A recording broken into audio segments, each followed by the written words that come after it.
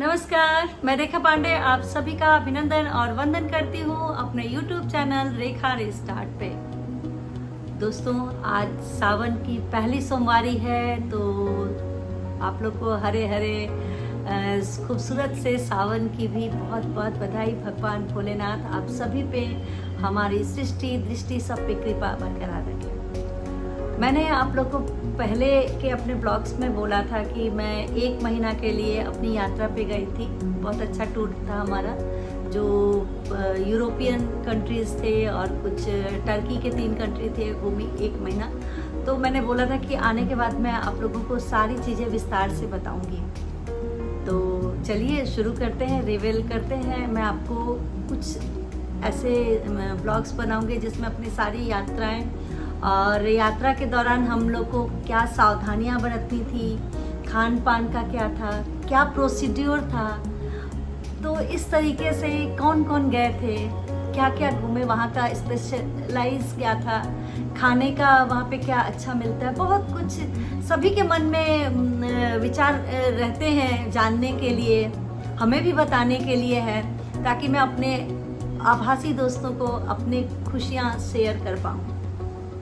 तो बहुत सारी चीज़ें हैं जो मैं आपको अलग अलग ब्लॉग एपिसोड में बताऊंगी, लेकिन आज के जो ब्लॉग में मैं आपको पहले बताती हूँ कि मैं गई कहाँ थी। सबसे पहले हम लोग ये 5-6 महीने पहले की प्लानिंग थी, हमारे मतलब फैमिली मेम्बर्स ने ये प्लान करा। तो हम लोगों ने पहले सोचा कि यूरोपियन कंट्री में जाने का, फिर बाद में कुछ लोग रुके और 15 डेज हम लोग टर्की एक्सटेंड किए। तो फर्स्ट हम लोग फ्रांस गए, फिर स्विट्ज़रलैंड गए, पेरिस, वेटिकन सिटी गए, उसके बाद मोनाको एक छोटा सा कंट्री है जो काफ़ी रिचेस्ट कंट्री के नाम से जाना जाता है, जहाँ पे F1 रेस, फार्मूला रेस होती है, जो आगे मैं आपको बताऊंगी। उसके बाद मोनाको के बाद हम लोग बुल्गारिया गए, उसके बाद टर्की, और टर्की के 3 जगह पे हम लोग गए। एक इस्तांबुल, उसका सिटी है इस्तांबुल, बोड्रोम एंड कैपेडोकिया तो आप लोग को पता ही होगा क्योंकि उसके हॉट एयर बैलून्स वर्ल्ड में फेमस है। कैपेडोकिया का जब भी जिक्र होता है वो आकाश में उड़ते हुए हॉट एयर बैलून्स। तो ये बहुत बहुत खूबसूरत मेरी जर्नी रही और मैं आपको स्टेप बाय स्टेप बताऊंगी। हम लोग जब गए तो हमारी 3 पीढ़ियाँ एक साथ गई थी। हमारे मम्मी पापा लोग की उम्र के भी थे, हम लोग भी थे और हमारे बच्चे भी थे। तो 3 पीढ़ियों को तारतम्य में बिठाना और उसके साथ एंजॉयफुल जर्नी करना सबके लिए एक चुनौती था, बट बहुत बहुत अच्छा लगा। सभी पीढ़ियों ने बहुत हम लोग को बढ़ चढ़ के हिस्सा किया। एक्चुअली हम लोग बीच वाले हैं ना, तो हम लोग को आगे का भी देखना रहता है और पीछे का भी देखना रहता है। खान पान भी देखना है, स्वाद भी देखना है, स्वास्थ्य भी देखना है, और जो सारी दुनिया देखने गए हैं उसको भी देखना है। तो उन सबको मिला जुला के एक अच्छी खूबसूरत सी जर्नी हुई। तो सबसे पहले जब हम लोग इस जर्नी की शुरुआत कर रहे थे, तो सबसे पहले शुरू हुआ अपना वीसा कराने के लिए। हम लोग यहाँ से कुछ लोग पटना से आए, कुछ रांची से थे, कुछ दिल्ली से थे, कुछ कोलकाता से थे, कुछ हम थे।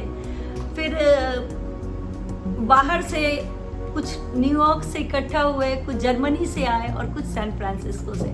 मतलब ये ट्रिप हमारा बिल्कुल ग्लोबल स्टाइल का ट्रिप था। तो उन लोगों ने, बाहर वालों ने तो अपना कर लिया और हम लोगों ने अपना जो वीसा शुरू किया प्रोसीड्योर।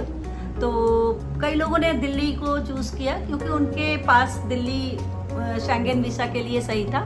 बट हमारे लिए जो वीसा, कोची में रहती हूँ और कोची में मेरे घर से सिर्फ 3 या 4 मिनट लगते हैं VFS सेंटर जाने में शेंगेन वीसा के लिए। तो हम लोगों ने यही चूज़ किया और मुझे लग रहा है कि मैं फरवरी लास्ट या मार्च फर्स्ट वीक में हमने वीसा के लिए अप्लाई किया और विद इन 7 डेज वीसा हमारे हाथ में मिल गया। वीसा का प्रोसीड्योर हुआ। टिकट हमने पहले कर लिया था क्योंकि जब वीसा हम लोग अप्लाई करते हैं तो वो टिकट मांगते हैं, आपकी आइटनरी मांगते हैं, कुछ अमाउंट मांगते हैं जो आपके बैंक में होना चाहिए। तो कुछ चीज़ें ऐसी थी जो हम लोगों ने पूरे फुल प्रोसीड्योर के साथ वीसा हम लोग को मिल गया। अब शुरू हुआ कि 15 डेज आगे हम लोग एक्सीड करना है, क्योंकि हमारे बच्चे थे, दीदी थी और मेरे भाई भाभी, कुछ लोगों ने एक्सीड करने का सोचा। तो अब टर्की वीसा इस शेंगेन वीसा से नहीं चलता, तो हम लोगों ने उसको ऑनलाइन किया, क्योंकि टर्की वीसा इधर आपके पास यूएस वीसा हो या शेंगेन हो तो वो लोग ऑनलाइन दे देते हैं। हम लोगों ने उसकी अप्लाई की और टर्की वीसा भी मिल गया। मुझे लगा कि 74 USD डॉलर लगे थे टर्की वीसा के लिए, तो वो भी इजीली हो गया, ताकि मतलब हम लोग का आगे का जर्नी निर्विघ्न आराम से चल पाए। तो ये वीसा का प्रोसीड्योर जो हम लोगों ने शेंगेन और टर्किश वीसा लिया और उसके बाद की तैयारियां शुरू हुई। तैयारियां कुछ ड्रेसेस के सेंस में, ड्रेसेस तो ठीक है अपने अपनी सहूलियत के अनुसार लेना है, कुछ वेस्टर्न ज़्यादा लिए हम लोगों ने, बट सबसे ज़्यादा हम लोग की बात अटक रही थी कि खान पान कैसे करेंगे, क्योंकि किसी को इंडियन खाना चाहिए, कोई पिज़्ज़ा पास्ता में ही खुश है और हम लोग भी इंडियन ही खाना पसंद करते हैं। तो बहुत कुछ चीज़ें नहीं मिलती हैं, कुछ चीज़ें बहुत कॉस्टली मिलती हैं और सबके साथ खाना, बाहर खाना हेल्थ गवारा नहीं करता, क्योंकि हम लोग का बहुत लंबा ट्रिप था। तो फिर हम लोगों ने मैं, दीदी, फिर मनीषा और बहुत सारे लोगों ने, मेरी भाभी, सब लोगों ने मिलके एक हम लोगों ने काफ़ी मीटिंग डेली 8 बजे 9 बजे रात को हम लोग आधा घंटा बैठते थे कि ready to eat, ready to cook किस तरीके से बनाया जाए घर में, ताकि इजीली बन भी जाए और स्वाद और जो पॉकेट है सब पे हम लोग को मतलब फेवरेबल उतरे।